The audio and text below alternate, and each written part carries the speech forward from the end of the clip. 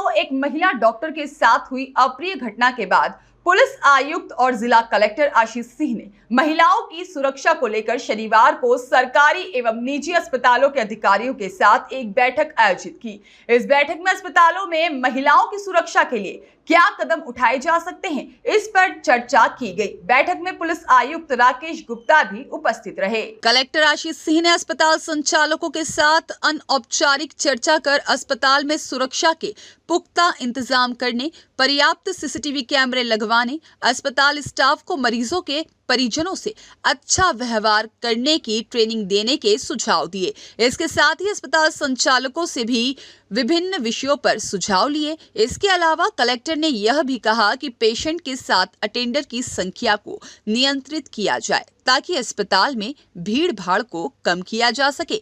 वहीं कलेक्टर सिंह ने अस्पताल संचालकों को भी स्पष्ट निर्देश दिए हैं कि किसी भी स्थिति में डेड बॉडी को रोका नहीं जा सकता है। उन्होंने कहा कि अगर पेमेंट का इशू है तो भी उसे बाद में सुलझाया जाएगा, लेकिन डेड बॉडी को नहीं रोका जाएगा। उन्होंने अस्पताल संचालकों को निर्देश दिए हैं कि वे अपने अस्पतालों में सुरक्षा के पुख्ता इंतजाम करें और मरीजों के साथ साथ उनके परिजनों को भी सुरक्षित महसूस कराएं। कलेक्टर के इन निर्देशों का उद्देश्य अस्पतालों में सुरक्षा को मजबूत करना और मरीजों को बेहतर सेवाएं प्रदान करना है। देखिए, जो घटना हुई थी उसके बाद आज सभी प्राइवेट और गवर्नमेंट हॉस्पिटल्स, खासतौर पर जो 100 बेड से अधिक के बड़े हॉस्पिटल्स हैं, उनको आज बुलाया गया था और उनके साथ में सभी विभागों के साथ में हम लोगों ने विचार विमर्श किया कि जो कोलकाता की घटना हुई है, इस प्रकार की कोई भी घटना यहाँ पर ना हो और उसको रोकने के लिए क्या क्या चीज़ें हम लोगों को करने की आवश्यकता है, उस पर सभी ने विचार विमर्श किया। सरकार ने भी इस दिशा में गंभीर होकर निर्देश निकाले हैं और माननीय सीएस महोदया ने भी इस संबंध में कल बैठक आयोजित करी थी वीसी के माध्यम से। इस पे जो चर्चाएं हुई हैं उसमें 2-3 चीज़ें निकल कर आई हैं। सबसे पहले तो जो इस प्रकार के नियम हैं, कानून हैं, जिसके तहत अगर कोई हॉस्पिटल में इस तरीके की, खासतौर पर जो हमारा स्टाफ है, चिकित्सा का स्टाफ है, उसके विरुद्ध इस तरीके का कोई कृत्य करता है तो उसके खिलाफ किन किन धाराओं में कार्रवाई हो सकती है, क्या क्या अन्य इस संबंध में नियम और प्रावधान है, उसकी जानकारी अस्पताल के विजिबल हिस्सों में जो है लगाए जाने की बहुत आवश्यकता है, जिससे कि लोगों को पता रहे कि अगर उनके द्वारा ऐसा कोई कृत्य किया जाता है तो उनके खिलाफ क्या कार्रवाई हो सकती है। इस संबंध में सभी को जानकारी प्रदान की गई है और इसका एक ड्राफ्ट जो है वो हमारे द्वारा सर्कुलेट कराया जाएगा, जो सभी अस्पतालों में लगाया जाएगा।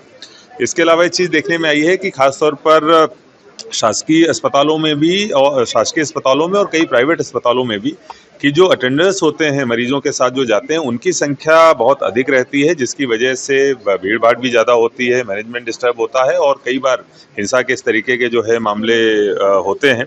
तो उसके लिए एक हमारी तरफ से निर्देश निकाले जाएंगे, जिसमें कि प्रत्येक अस्पताल में जो मरीजों के साथ में अटेंडर्स जाते हैं उनकी संख्या जो है वो सीमित होनी चाहिए और अगर उससे ऊपर कोई जाता है तो निश्चित रूप से नियमों का उल्लंघन माना जाएगा और वो कार्रवाई भी इस मामले में हो सकती है। इसके अलावा सभी हॉस्पिटल्स के साथ ये भी चर्चा करी गई है कि सीसीटीवीज़ की बहुत ज़्यादा आवश्यकता है। पूरे हॉस्पिटल में कोई भी ब्लाइंड स्पॉट नहीं होना चाहिए, जिससे कि कहीं पर भी इस प्रकार की घटना हो वो हमारे संज्ञान में ना आए और प्लस सीसीटीवी एज डेटरेंट भी काम करते हैं। लोगों को पता रहता है कि वो सीसीटीवी की निगरानी में है। वहाँ पर जितने भी प्राइवेट सुरक्षाकर्मी लगे रहते हैं उनको कहीं न कहीं ट्रेनिंग की आवश्यकता है, ऐसा भी सुझाव आया है। तो हम लोग अलग अलग हॉस्पिटल से तो अपेक्षा करेंगे ही कि वो ट्रेनिंग कराएं। एक हमारी तरफ से भी एक ट्रेनिंग मॉड्यूल जो है वो डेवलप किया जा सकता है शासन की तरफ से, जिसमें कि सभी जो हॉस्पिटल्स हैं उनको इनवाइट किया जाएगा। अगर वो अपने सुरक्षाकर्मी रोस्टर बेसिस पे भेजना चाहेंगे तो वो भेज सकते हैं। इसके साथ साथ बहुत जल्दी ही एक पैनिक बटन या हॉटलाइन टाइप की कोई व्यवस्था हम लोग हॉस्पिटल्स के साथ में मिलकर लागू करेंगे। निश्चित रूप से इसमें अभी थोड़ा प्लान करने की आवश्यकता है, लेकिन हम लोग कोशिश करेंगे कि बहुत जल्दी इस संबंध में कोई प्लान बनाया जाए, जिससे कि अगर कोई इस प्रकार की स्थिति निर्मित होती है तो हॉटलाइन या फिर पैनिक बटन के माध्यम से तत्काल नज़दीकी थाने पे अथवा कंट्रोल रूम पर इस प्रकार की सूचना प्राप्त हो जाए। सभी थानों के साथ में उस थाना एरिया में जितने भी हॉस्पिटल्स आते हैं उनकी एक बैठक करना नियमित अंतराल पर और इसके अलावा कम से कम एक बार मॉक ड्रिल का आयोजन करना, अगर इस प्रकार की कोई घटना होती है तो उस संबंध में क्या एसओपी होगी, उसके लिए एक मॉक ड्रिल जो है वो जरूर करी जाए। ये भी आज निर्णय हुआ है जिसको हम लोग लागू कराएंगे। इसके अलावा अन्य कुछ स्थानीय विषय सब अलग अलग हॉस्पिटल्स के थे, उन पर भी चर्चा हुई है। इस पूरी घटना जो पूरी मीटिंग है उसकी हम लोग एक प्रॉपर प्रोसीडिंग बनाकर जारी करेंगे और हम लोग कोशिश करेंगे कि प्रत्येक 3 महीने में एक बार ये मीटिंग का आयोजन जरूर हो। जो पुरानी प्रोसीडिंग है उस पर भी चर्चा हो और भविष्य में क्या किए जाने की आवश्यकता है उस पर भी विचार विमर्श हो, जिससे इन सारी चीजों का फॉलोअप हो। वहीं बैठक में मौजूद पुलिस आयुक्त राकेश गुप्ता ने मीडिया से चर्चा के दौरान कहा कि हॉस्पिटल में सीसीटीवी कैमरे लगाए जाएंगे और महिला मार्शल की तैनाती की जाएगी। साथ ही कहा कि महिलाओं की सुरक्षा के लिए हर संभव कदम उठाए जाएंगे। बैठक में यह भी निर्णय लिया गया कि महिलाओं के साथ ही महिला सुरक्षा के प्रति जागरूक किया जाएगा। साथ ही में इस बैठक का उद्देश्य महिलाओं को सुरक्षित माहौल का अनुभव प्रदान कराना है।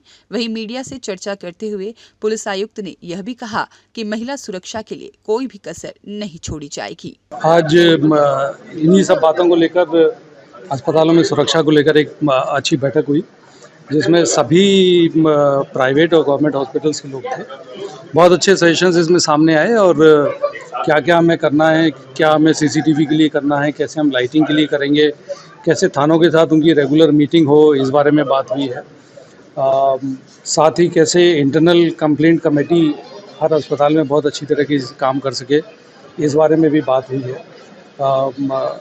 कैसे हम कर्मचारियों के बारे में जिनकी कुछ क्रिमिनल मेंटालिटी है उसके बारे में पुलिस को सूचना दे सकें, इस बारे में भी बात हुई है। तो बहुत सारे इंपॉर्टेंट सजेशंस आए हैं। बॉडी वर्न कैमरे के बारे में बात हुई है। तो एक अच्छा सुझाव सामने आए हैं और काफ़ी चीज़ें ऐसी हैं जो की भी जाएंगी। तो एक अस्पतालों की सुरक्षा, पेशेंट्स की सुरक्षा, अस्पताल में रहने वाले सभी कर्मचारियों की सुरक्षा, उसके बारे में एक अच्छी बड़ी महत्वपूर्ण चर्चा हुई। बहुत सारी चीज़ों के बारे में बात हुई है और किसी एक स्पेसिफिक घटना के बारे में हम लोगों ने बात नहीं की है, पर हाँ कैसे सीसीटीवी लगने चाहिए, कैसे किस तरीके के सिक्योरिटी गार्ड्स होने चाहिए, इसके बारे में चर्चा। सबसे बड़ी अगर बात की जाए, अगर जैसे हॉस्पिटल की तो बात कर लिए, लेकिन जो गर्ल्स हॉस्टल है अगर उसकी सुरक्षा को लेकर अगर बात की जाए तो किस तरीके की तैयारी करेगा? काफ़ी बात इस पे भी हुई है और ख़ास तौर से गर्ल्स हॉस्टल से अस्पताल तक जाने के रास्ते, उनमें हम कैसे सिक्योरिटी कर सके, कहाँ डायल 100 की पोजीशनिंग रहनी चाहिए, कितनी लाइटिंग उस इलाके में होनी चाहिए, कैसे सीसीटीवी हमें लगाने, इन सभी मुद्दों पे भी चर्चा हुई। वही बैठक में मौजूद इंडेक्स मेडिकल कॉलेज की मेडिकल सुपरिटेंडेंट डॉक्टर स्वाति प्रशांत ने भी मीडिया के सामने अपनी बात रखी। मैं इंडेक्स मेडिकल कॉलेज से डॉक्टर स्वाति प्रशांत, मेडिकल सुपरिटेंडेंट, मैं इस मीटिंग में अटेंड करने आई थी। हमारे साथ हमारे डायरेक्टर मिस्टर यादव जी और डॉक्टर दीप्ति हाड़ा, हम तीनों थे। और मैं ये कहना चाहती हूँ कि हमारे जो चेयरमैन सर है मिस्टर सुरेश सिंह भदौरिया, उनके गाइडेंस में और हमारे डीन सर के गाइडेंस में हमारे यहाँ काफ़ी कमिटीज़ बनी हुई है, जैसे patient grievance committee, doctors grievance committee या जेंडर हैरेसमेंट कमेटी ऑलरेडी बनी हुई है। और जनरल कमेटी भी है कंप्लेंट्स की, जिसका हम टाइम टू टाइम संज्ञान लेते हैं कि किसकी क्या कंप्लेंट है। हमारे यहाँ करीब 600 के ऊपर सीसीटीवी कैमरेज लगे हुए हैं और 60-70 के ऊपर सिक्योरिटी गार्ड्स है। हमारे मेन जो सिक्योरिटी ऑफिसर है is a retired police officer, तो काफ़ी हमें उनसे मदद मिलती है और इमीडिएटली एक्शन में आ जाते हैं। तो हमारे हॉस्पिटल में काफ़ी ये प्रॉब्लम्स सॉल्व हो जाती। उसके अलावा हमारे हॉस्पिटल में के प्रीमाइसेस में जो भी हमारे डॉक्टर्स हैं या बाकी स्टाफ जो रहते हैं, हमारी एक इंटरनली एक ग्रुप बना हुआ है। तो कोई भी प्रॉब्लम होती है, रात बेरात या दिन में कोई इमरजेंसी आती है, तो हम तुरंत ग्रुप कॉल करके पूरी हमारी टीम वहाँ खड़ी हो जाती सबके मदद के लिए। तो इससे पेशेंट की भी प्रॉब्लम सॉल्व हो जाती, डॉक्टर्स नर्सिंग स्टाफ को भी काफ़ी सपोर्ट मिलता है। और सारी जगह सीसीटीवी कैमरेज लगे, जिसका हमारा main control room medical superintendent office और डीन ऑफिस में है।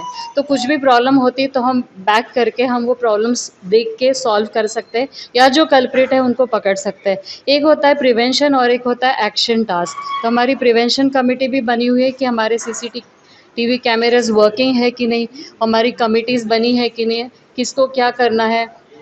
और एक है एक्शन टास्क कि अगर कुछ प्रॉब्लम होती है तो कौन सबसे पहले आएगा, कौन ग्रुप कॉल करेगा। जैसे डिफरेंट कोड्स अनाउंस होते हैं हॉस्पिटल में, वैसे हम अनाउंस करते हैं, तुरंत सब लोग जो इमरजेंसी ग्रुप में है वो तुरंत आ जाते हैं। इससे हमारी प्रॉब्लम्स काफ़ी हद तक सॉल्व होती हैं। कोई सुझाव दिए हैं आपने? हमने सुझाव ये भी दिए है कि जैसे हमारा जो इमरजेंसी ग्रुप है जिसमें हम ग्रुप कॉल करते हैं रात बेरात, उसमें हम अगर पुलिस हमारे पास में खुडेल थाना है, अगर उन पुलिस का किसी का मोबाइल अगर हमारे उस ग्रुप में ऐड ऑन हो जाए तो उन्हें भी तुरंत ग्रुप कॉल चला जाएगा रात बेरात, तो वो तुरंत आ सकते हैं।